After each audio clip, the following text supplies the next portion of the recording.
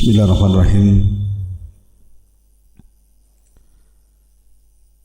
Assalamualaikum warahmatullahi wabarakatuh. Alhamdulillah wassalatu wassalamu ala Rasulillah wa ala alihi wa sahbihi wa mawalah wa la hawla wa la quwata illa billahi wa ba'du. Qala Allah azza wa jalla ya ayyuhalladzina amanu taqullaha haqqa tuqatih wa la tamutunna illa wa antum muslimun. Wa qala sallallahu alaihi wasallam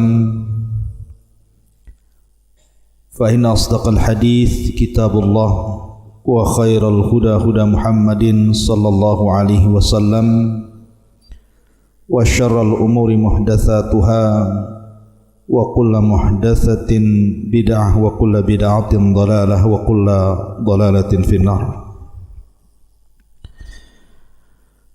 Ma'asyiral muslimin yang dimuliakan Allah Subhanahu wa taala. Alhamdulillah di pagi hari ini kita bisa duduk kembali untuk bertalabul ilmi lewat media Jabal Uhud Al-Islami. Dan pembahasan di pagi hari ini kita akan menyingkap di balik laut mati yang konon terkubur jasad-jasad kaum Sodom. Apakah memang betul kaum Sodom yang dihancurkan Allah Azza wa Jal tertimbun di laut mati? Dan di mana letak laut mati itu? Ada yang mengatakan bahawa letak laut mati itu di perairan yang berbatasan dengan Yordania di sebelah timur dan Israel serta Palestina di sebelah barat. Bahkan laut itu sangat asin sekali dan berlumpur, sehingga tidak ada hewan-hewan yang sanggup bertahan lebih daripada 10 hari, kecuali mereka pasti mati. Makanya kemudian laut itu disebut laut mati, karena memang kadar asin yang luar biasa. Taib, tentu ketika kita bicara tentang laut mati atau bahrul mayyit, maka erat kaitan dengan kisah dari kaum Lut alaihi salatu wassalam. Dan Lut sendiri adalah seorang nabi. Dia anak daripada saudara Nabi Ibrahim alaihi salatu wassalam. Artinya Lut adalah keponakan daripada Ibrahim alaihi salatu wassalam. Adapun kaumnya sendiri adalah asal daripada Arab yang keturunannya sampai kepada Qahtah. Jadi Lut alaihi salatu wassalam diutus kepada kaum Arab dari turunan Qahtah. Ketika Ibrahim alaihi salatu wassalam hijrah dari Irak karena tidak bisa berdakwah di negeri Kaldaniun, di negeri Babil tempatnya Namrud, sehingga Ibrahim kemudian hijrah bersama Lut dan juga istrinya Sarah menuju Palestina. Lah di Palestina inilah kemudian Ibrahim alaihi salatu wassalam berusaha untuk berdakwah, tetapi karena ada pacaklik yang berkepanjangan sehingga tidak bisa bertahan hidup, sehingga Ibrahim pun hijrah ke Mesir. Namun terjadi fitnah terhadap istrinya, kemudian balik lagi ke Palestina. lah Lut alaihi salatu wasallam di usia 40 tahun sama dengan Nabi sallallahu alaihi wasallam diangkat menjadi nabi. Kemudian diutus ke sebuah negeri yang dikenal dengan Sodom. Bukan satu negeri Sodom saja, ada beberapa negeri di sekitarnya. Tetapi yang dikenal Sodom karena di antara negeri-negeri yang Lut diutus ke situ itu yang paling parah adalah negeri Sodom. Maka yang dikenal Sodomnya saja. Baik, sebelum kita cerita, kita akan mengambil atau mengutip ayat Al-Quranul Karim. Allah Subhanahu wa taala berfirman tentang Lut alaihi salatu wassalam, ketika para malaikat datang bertamu kepada Ibrahim alaihi salatu wassalam, ada yang mengatakan Jibril, Mikail dan juga Israfil, dan ada yang mengatakan Malakul Maut yang ketiganya, dalam rangka menghabarkan kelahiran Ishak dan juga kelahiran cucunya Yakub. Maka salah satu tugas malaikat ini Allah katakan, ya Ibrahim a'rid an hadha innahu qad jaa amru rabbika wa innahum atihim adzabun ghairu marduh. Wa Ibrahim, tinggalkan perbincangan ini. Artinya cukup kami menghabarkan kabar gembira terhadap kelahiran Ishak dan juga cucumu kelak Yakub. Sungguh ketetapan Tuhanmu telah datang terhadap kaum Sodom, dan mereka akan ditimpa azab yang tidak dapat ditolak. Maka Ibrahim sempat kemudian bicara tentang bagaimana dengan Lut. Maka para malaikat mengatakan Allah lebih tahu bagaimana menyelamatkan Lut alaihi salatu wassalam. Maka berangkatlah tiga malaikat ini menjumpai Lut alaihi salatu wassalam. Walamma ja'at rusuluna Lutan si'a bihim wa dhaqa bihim dhar'ah wa qala hadha yaumun asib. Dan ketika para utusan kami, para malaikat itu datang ke Nabi Lut, dia merasa curiga dan dadanya merasa sempit karena kedatangannya. Lalu Lut berkata, ini hari yang sangat sulit. Kenapa Lut mengatakan seperti itu? Karena Lut khawatir setiap tamu yang datang ke rumah Lut alaihi salatu wassalam akan diganggu oleh kaum Sodom. Makanya Lut mengutus putri-putrinya untuk berada di perbatasan negeri Sodom. Siapapun yang datang tamu menemui Lut disuruh untuk jangan menemuinya. Tetapi tiga malaikat yang menjelma manusia ini memang hendak datang ke Lut dan juga hendak mengazab kaumnya. Jadi mereka maksa berjumpa dengan Lut. Lah ketika ketemu itulah Lut merasa sesak dadanya. Makanya Allah katakan hadza yaumun asib. Apalagi istrinya Lut ini adalah wanita pengkhianat yang Allah Subhanahu wa taala jadi percontohan bagi wanita-wanita kafir. Wa daraballahu masalan lil ladzina kafaru imra'ata nuhin wa imra'ata lut. Dan kami jadikan permisalan bagi wanita-wanita kafir, di antaranya istri Nuh dan istri Lut.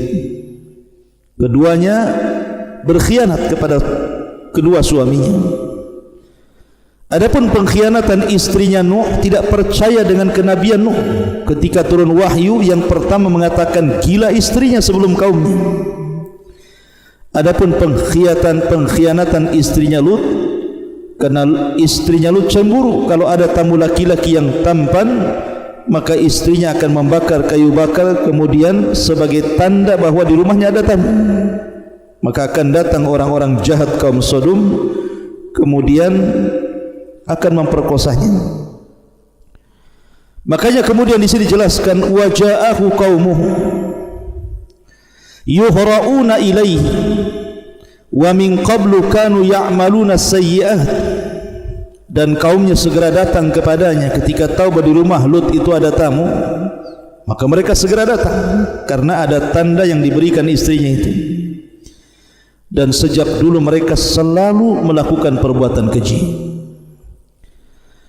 Maka Lut mengatakan, qala ya qaumi haula'i banati hunna adharu lakum fattaqullah wala tuhzun fi dhaifi alaysa minkum rajulun rasyid. Di sini Lut hendak membela tamunya dengan cara berdialog, dengan cara lembut dulu. Lut mengatakan, wahai kaumku, kalian tidak perlu dengan tamu-tamuku laki-laki ini. Cukup dengan putri-putriku saja. Kalau kalian mau menikah, menikahi putri-putriku. Mereka lebih suci bagi kamu. Tentu yang dimaksud putri-putri di sini bukan putri-putrinya Lut saja, tapi seluruh wanita-wanita Sodom dan wanita-wanita sekitarnya, karena Nabi itu ibarat bapak bagi anak-anak putri kaumnya. Artinya seolah-olah Lut mengatakan, wanita-wanita banyak, kenapa yang kalian cari laki-laki? Mereka lebih suci bagi kalian. Bertakwalah kepada Allah dan janganlah kalian mencemarkan nama baikku terhadap tamu-tamuku ini. Tidakkah di antara kalian ada orang yang bijak? Kenapa semua jadi jahat?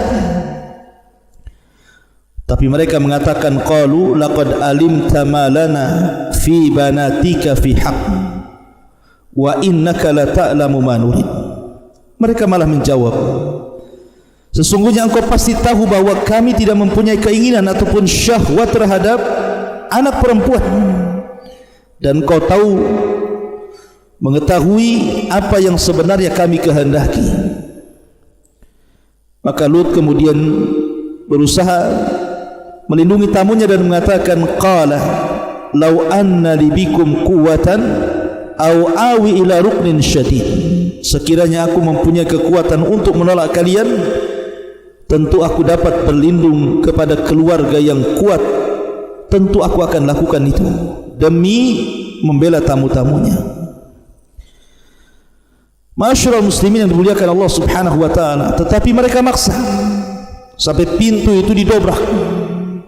Tapi Lut berusaha mendorongnya untuk supaya mereka tidak masuk ke rumah Lut itu. Melihat percakapan Lut dengan kaumnya dan keras hatinya kaumnya kepada Lut untuk mengambil tamu-tamu itu, mereka tidak tahu bahwa tamu-tamu itu adalah para malaikat. Maka para malaikat mengatakan, ya Lut, inna rusulu rabbika. Wahai Lut, tenang saja, kami ini utusan Allah, utusan Rabb. Lan yasilu ilaika fa asri bi ahlika bi qit'in minal laili. Mereka tidak dapat mengganggu kamu, sebab itu pergilah ajak keluargamu pada akhir malam. Wala yaltafit minkum ahadun illa imra'atak. Syaratnya, jangan ada seorang pun di antara kamu ketika meninggalkan rumah ini menoleh ke belakang kecuali istrimu. Jadi maksudnya begini, Lut ini berusaha kemudian mempersiapkan diri karena malam hari itu harus pergi dari rumah itu bersama anak-anaknya dan juga istrinya diajak. Tetapi Lut hanya memberitahu kepada anak-anaknya, nanti kalau kita berangkat dari rumah ini jangan menoleh ke belakang. Lah kata-kata Lut ini tidak diberitahu kepada istrinya karena tahu istrinya kufur, tetapi tetap diajak. Kemudian innahu musibuha ma asabahum inna mau'idahumus subh alaysa subhu biqarib. Sungguh dia, maksudnya istrinya, akan ditimpa siksa yang juga menimpa mereka. Sesungguhnya saat terjadinya siksa itu mendekati waktu subuh. Bukankah subuh sudah dekat? Segera kau pergi. Maka Lut pun bergegas dengan anak-anak wanitanya dan juga istrinya berangkat. Allah mengatakan, falamma jaa amruna ja'alna 'aliyaha safilaha wa amtarna 'alaiha hijaratan min sijil mandud. Maka ketika keputusan kami datang, kami menjungkir balikkan negeri kaum Lut dan kami hujani mereka bertubi-tubi dengan batu dari tanah yang terbakar. Musawwamatan 'inda rabbik wa ma hiya minadh dhalimin bibaid. yang diberi tanda oleh Tuhanmu, dan siksaan itu tiadalah jauh bagi orang-orang yang zalim. Jadi ketika Lut alaihi salatu wassalam sudah meninggalkan rumahnya dan juga kaumnya bersama putrinya, tiba-tiba Jibril datang. Pertama azab yang diberikan kaum Lut adalah tiba-tiba Jibril kemudian merubah wujudnya, kemudian mengepas sayapnya satu kali, sehingga orang-orang yang di sekitar Lut, orang-orang jahat itu, semua matanya keluar dari tempatnya. Dan ini hanya khusus orang-orang yang mengepung rumah Lut itu saja. Kemudian setelah itu dia menancapkan sayapnya, ditancapkannya dalam-dalam. Kemudian diangkatlah negeri Sodom dan negeri-negeri yang akhlaknya sama dengan Sodom ke langit. Kemudian mereka dihujani dengan batu meteor, sehingga mereka mati sebelum mereka dihempaskan ke bumi. Kemudian setelah itu dibaliklah kota Sodom itu, kemudian dihempaskan ke bumi. Saking dahsyatnya akhirnya cekunglah bumi, dan jasad-jasad kaum Sodom dibalik itu kemudian akhirnya menjadi sebuah danau yang orang-orang menyebutnya Bahrul Mayyit. Di sini cerita dimulai, akhirnya menjadi laut mati. Ma'asyiral muslimin yang dimuliakan Allah Subhanahu wa taala, apa sebenarnya dosa kaum Lut itu? Kenapa sedemikian parah Allah Subhanahu wa taala mengadab mereka? Bahkan tidak ada kaum yang dicela seperti kaum Lut di dalam Al-Quran, secela-celanya dengan berbagai macam celaan dari Allah Subhanahu wa taala. Pertama, kaum Lut itu mereka adalah seorang musyrik, mereka menyembah berhala, dan Lut berusaha untuk mengembalikan mereka ke dalam tauhid, tetapi mereka enggan. Dari segi akidah mereka rusak. Kemudian yang kedua, kaum Lut ini juga dari segi akhlak, dari segi akhlak mereka sangat buruk sekali, karena mereka qad atar rijala bi syahwatin fahishatin kama ya'tin nisa. Mereka suka laki-laki dengan syahwat yang sangat buruk sekali. Artinya mereka juga suka dengan perempuan, tetapi mereka lebih suka dengan laki-laki. Dan inilah pencetus pertama sejarah LGBT. Sejarah LGBT pertama itu dilakukan oleh kaum Lut, kaum Sodom. Mereka lah yang memulakan perbuatan keji ini. Kemudian yang ketiga, mereka suka berjudi dan suka mencela sebagian lain dengan sebagian yang lainnya, dan mereka tasyabbuhur rijal fi asril asir bin nisa. Mereka juga tasyabbuh, dandanan mereka seolah-olah laki-laki seperti perempuan. Kemudian juga mereka qutta'ut turq, suka mencuri, merampok, garong, dan mereka tidak punya akhlak dalam majlis-majlis. Sampai maaf, ketika mereka kentut pun mereka akan kentut sembarangan. Akhlak mereka rusak, mulai dari akhlak kecil sampai akhlak besar. Terkadang mereka berzina di depan mata, tidak malu. Karena kerusakan yang luar biasa inilah kenapa Allah Subhanahu wa taala azab seazab-azabnya kaum Lut, sampai-sampai kemudian Allah abadikan dalam Al-Quran, di banyak surat dalam Al-Quran tentang kaum Lut ini. Ma'asyiral muslimin yang dimuliakan Allah Subhanahu wa taala, terjadi silang pendapat sebenarnya tempat diazabnya Lut itu di mana? Ada yang mengatakan bahwa Sodom, kota yang Lut diutus untuk berdakwah itu, adalah terletak di mantiqatil bahril mayyit, berdekatan dengan laut mati. Laut Mati yang saya katakan tadi terlingkup di antara Urdun dan juga Israel dan Palestina, tengah-tengahnya. Lah Lut alaihi salatu wassalam ini ketika datang para malaikat, memang tidak ada Al-Quran ataupun hadis yang menjelaskan tentang yang datang untuk mengadab kaum Lut itu malaikat Jibril, tidak ada. Tetapi ada perkataan para tabi'in bahwa dijelaskan yang datang itu adalah malaikat Jibril, sebagaimana yang saya ceritakan di awal tadi, mengadab seazab-azabnya sampai-sampai tidak ada azab yang Allah berikan melebihi azabnya kaum Lut yang luar biasa. Sampai-sampai dijadikan istidlal dalil oleh Ali bin Abi Thalib bahwa perbuatan kaum Lut kalau terjadi dan dilakukan, maka sebagai hukumannya dia dirajam sampai mati, apakah dia sudah menikah atau belum menikah. Tetapi kata Ali radhiyallahu an, bukan hanya dirajam, tetapi dibawa ke tempat yang paling tinggi, kemudian dilempar dari atas. Kalau tidak mati maka dilempari batu sampai mati. Sebegitulah Ali radhiyallahu an menghukumi orang-orang yang melakukan hukuman perbuatan kaum Lut, iyadzan billah. Ma'asyiral muslimin yang dimuliakan Allah Subhanahu wa taala. Tetapi apakah kemudian Laut Mati itu yang sekarang ma'ruf berada di perbatasan Yordania sebelah timur dan Israel dan Palestina sebelah baratnya, dan sangat asin dan berlumpur kaya mineral.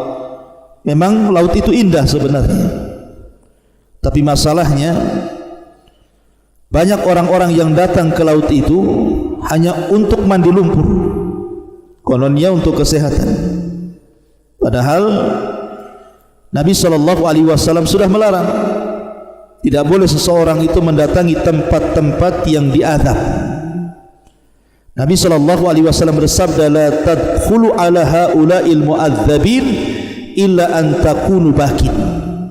Janganlah kalian masuk ke negeri-negeri yang pernah diazab kecuali mereka dalam kondisi menangis. Fa illam takunu bakin fala tadkhulu alaihim.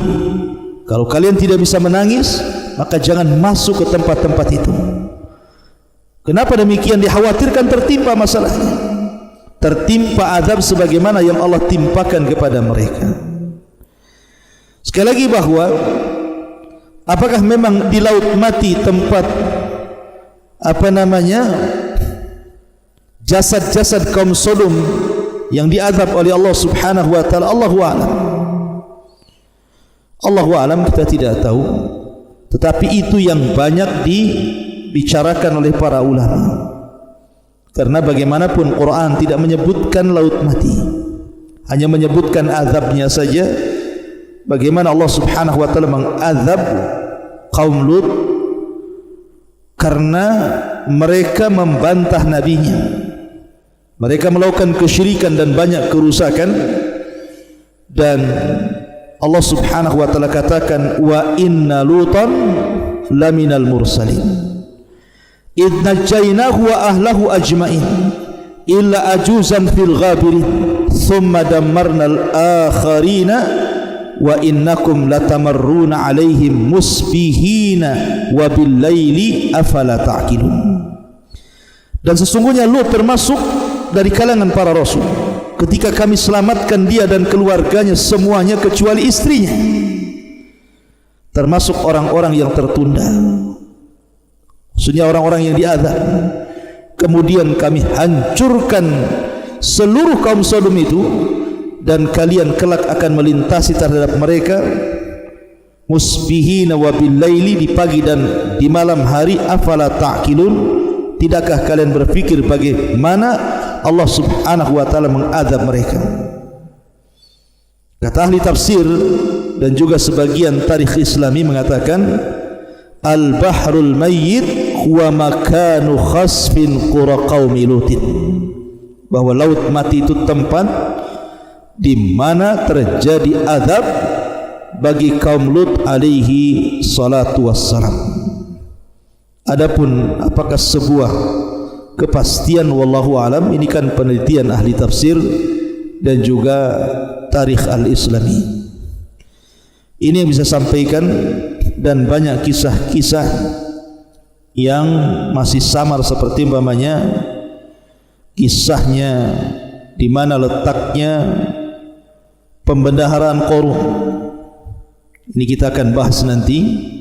Ada perkara-perkara yang gumud yang berkenaan dengan tempat, karena kita tahu bahwa Al-Quran dan Sunnah seperti kisah Qarun hanya menyebutkan azabnya, tapi letak tempatnya di mana? Sebagaimana di sini juga disebutkan azabnya, tapi letak tempatnya di mana? Baru kemudian diteliti oleh para ulama bahwa tempat diazabnya kaum Lut itu pun tidak sebuah kepastian, adalah Bahrul Mayyit, sebuah lautan yang disebut dengan laut mati. Wallahu a'lam bishawab.